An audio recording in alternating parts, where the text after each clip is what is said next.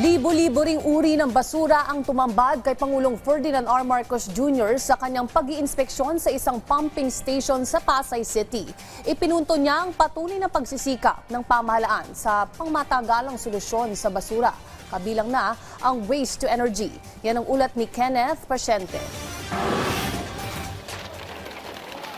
Tambak ng basura ang sumalubong kay Pangulong Ferdinand R. Marcos Jr. sa kanyang pag-iinspeksyon sa Jokno Pumping Station sa Pasay City. Kita ang iba't ibang klase ng basura sa bahaging ito ng Manila Bay matapos maanod bunsod ng malalakas na pag-ulan hatid ng habagat. Kaya ang mga tauhan ng MMDA at iba pang volunteers nagkukumahog sa paghahakot ng mga basura.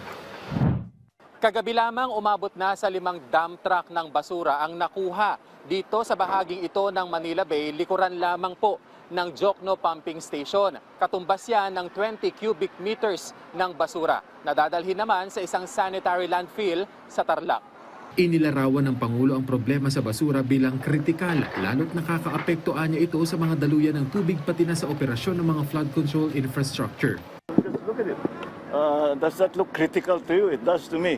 So yes, I wouldn't call it a garbage crisis, but that is the problem that we are facing. Kaya sabi niya, mahalagang pagtuunan ng pansin ang problema sa basura na nagpapalala sa pagbaha. Ang ginagawa ngayon, linilinis muna yung tubig na pumapasok dyan sa pumping station. Ayan na yung mga basura na linoload na at tatapon. Mukhang patuloy naman ang ating mga ginagawa, ang ating programa. Isa sa tinitingnang solusyon ng pamahalaan ang waste to energy strategy. Aminado ang Pangulo na hindi ito madali pero sisikapin anya ng pamahalaan para sa isang win-win solution. Now what we are trying to do is to put the system together.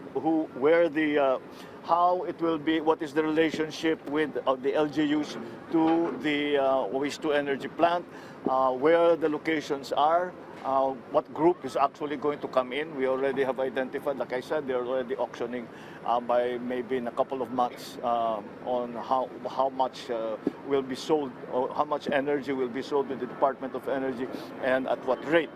So it's a new system that we really have to start putting in place.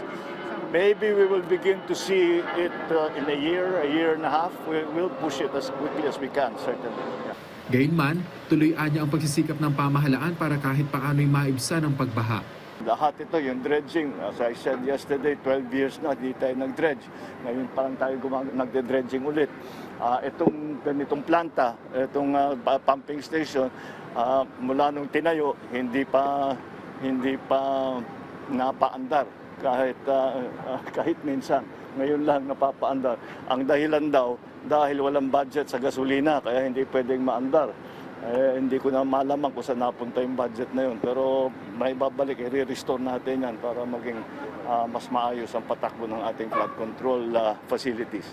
Nang tanungin ng Pangulo kung kailangan bang magpatupad ng mas mabigat na parusa sa irresponsableng pagtatapon ng basura, ipinunto niya na mas dapat mapagtuunan ng pansin ang pagbibigay at pagkakaroon ng mga pasilidad na tapunan ng basura. So it's not useful to fine people for not throwing their garbage if there is no place to put their garbage. So of course, people are aware that there are fines. Nobody wants to be fined. Wala namang gusto na mamumultahan. Pero kailangan bigyan din natin ng facilities na kung saan pwede itapon yung basura. Ganun lang kasimple kung minsan yan eh. Minsan ganyan lang kasimple yung problema eh. Kung si DPWH Secretary Vince Dizon ang tatanungin, marapat ang mas mahigpit na penalty. Pero punto niya, agree naman ako doon, pero kailangan din, meron din talagang gawing drastic na solusyon ng gobyerno. No? Kasi hindi naman natin pwedeng gawin na ganito araw-araw ng buhay natin, naglilinis na lang tayo ng ganito. No? Hindi pwede. Hindi sustainable yung ganito.